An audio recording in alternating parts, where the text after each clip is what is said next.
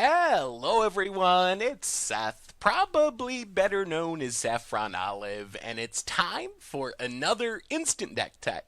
So, as you probably know by now, Thursday means it's Fishbowl Thursday here in Instant Deck Tech land, and I am especially excited for this week's Fishbowl Thursday deck. So, about a month ago, we did a Brewer's Minute featuring hidden treasures from Planner Chaos, and our number one hidden treasure was Retether. And then just this week, I got a super sweet Retether list sent in by Demon Sam. So, Demon Sam, thanks so much for sending in a super sweet deck, and I feel like this deck can actually be somewhat competitive. It actually looks pretty good to me. So, a reminder before we get to Retether for Modern from Demon Sam, if you want your own deck considered for Fishbowl Thursday, leave a link in the comments to this video. You can also email me at saffronolive@mtggoldfish.com, and your deck can be in the running for a future edition of Fishbowl Thursday.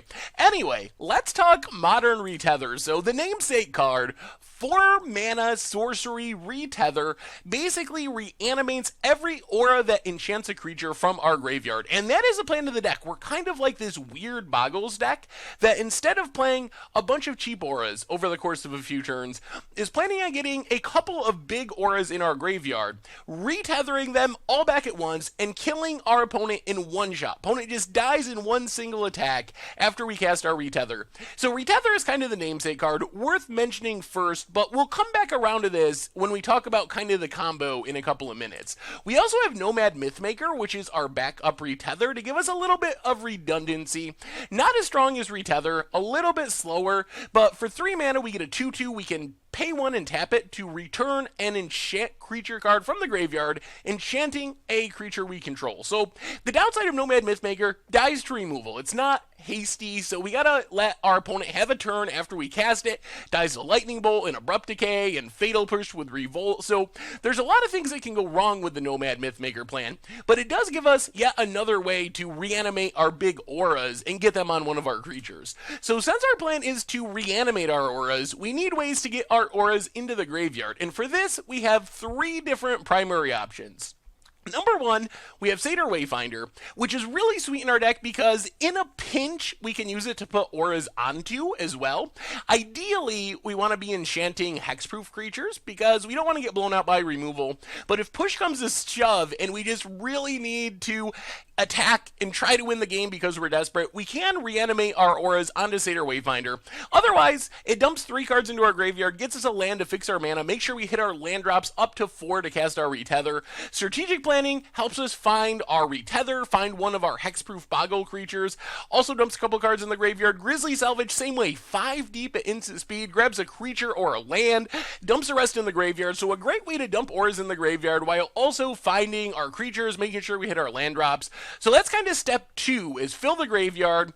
As far as our Boggles, we have 2 different options. So Invisible Stalker is the best. We're looking to one-shot our opponent with Retether. Ideally with this deck, we fill our graveyard, we cast Retether, we win the game that turn. And having an unblockable Boggle in Invisible Stalker actually helps that a lot, so we're not going to get chump blocked. Slippery Boggle, though, is a fine backup. Comes down on turn 1, so it works nicely on curve. Like, our nut draw can be Slippery Boggle on 1, something to fill our graveyard on 2, something else to fill our graveyard on 3, cast Retether on 4, win the game on the spot on turn 4. But the big deal with both of these creatures is since they're hexproof, we don't get blown out by random removal spells our opponent might have, which would be a risk if we were trying to put these auras on normal creatures that weren't hexproof. We also have a kind of a weird backup plan, a couple of copies of Sylvan Scrying and Inkmoth Nexus. So Inkmoth Nexus is really odd with our aura plan. The downside is, for one, we need to spend mana to activate Nexus, so if we're going to try to retether our auras onto Inkmoth, we're going to need 6 mana. 1 to activate, we need the Inkmoth to be untapped, and 4 extra mana to retether. Also worth noting that the auras are going to fall off at end of turn, so if we're putting auras on Inkmoth, we really want to win the game that turn. However, there's an upside. If we get an aura that maybe gives our Inkmoth Nexus +10/+10, that is a one-shot kill in the air thanks to infect damage, and we do have an aura that does that. So ideally, we want to be doing this on our Invisible Stalkers, on our Slippery Boggles, but again, if we're desperate, kind of like with Satyr Wayfinder, we can go all in on an Inkmoth Nexus and try to steal a win that way. As far as our auras, the big one is Eldrazi Conscription. So Eldrazi Conscription, 8 mana, except in our deck it's going to be more like 4 mana, because we're retethering it into play, not hardcasting it. An enchants a creature, gives that creature +10/+10, trample, and Annihilator 2. So if we think about our Invisible Stalker, we're going to have an 11/11 unblockable trampling Annihilator 2 creature if we can get the Eldrazi Conscription on it. Slippery Boggle, same way, it doesn't have unblockable, but same stats. Obviously, Inkmoth is a one-shot kill with Eldrazi Conscription. You're probably wondering, though, we talked about winning the game the same turn we retether, and Eldrazi Conscription doesn't quite do that. Like, we get in a lot of damage, 11 damage is a lot, but we need one more aura to actually make one attack lethal. So for this, we have Pharis's and also Battle Mastery. Either one gets the job done. So that is the overall goal of our deck, to retether back Eldrazi Conscription and either one of these two auras on the same creature, one attack, lethal, game over. So Pharis's gives a creature Infect, which means our 11/11 Invisible Stalker kills in one shot. 11 Infect damage is basically a build your own Blightsteel Colossus. Battle Mastery gives double strike, so our 11/11 is hitting for 22 damage. So if we can get Eldrazi Conscription and either one of these auras on the same creature, we just win the game the turn we cast our Retether. So the basic combo is fill our graveyard with stuff, with our Satyr Wayfinders, our Grizzly Salvages, get down a Boggle like Invisible Stalker, cast Retether, get back Eldrazi Conscription with either Pharis's or our Battle Mastery, and we just win on the spot on turn 4. Really fast, pretty consistent. I really think this combo could actually work. So as far as the rest of the deck, Arcanum Wings is a backup way to get an Eldrazi Conscription into play. In theory, we have even a faster nut draw where we just play Slippery Boggle on 1, Arcanum Wings, the Slippery Boggle on 2. On turn 3, Aura Swap to change Arcanum Wings into an Eldrazi Conscription, attack with a huge Slippery Boggle. That will win a lot of games. It's not our primary plan, but it is another nice backup plan if we can't retether.